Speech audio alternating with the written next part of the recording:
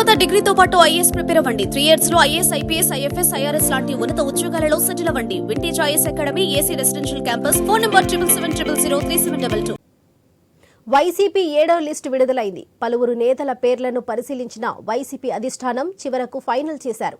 ఉమ్మడి ప్రకాశం జిల్లాలో 2 ఇన్ఛార్జీలను నియమించారు. పర్చూరు ఇన్ఛార్జిగా ఎడం బాలాజీ పేరును ఖరారు చేశారు. కందుకూరు ఇన్ఛార్జిగా శ్రీమతి కటారి అరవింద యాదవ్ను ప్రకటించారు. కాగా సీఎం జగన్ వచ్చే ఎన్నికల్లో 175 సీట్లు లక్ష్యంగా వ్యూహాలు అమలు చేస్తున్నారు.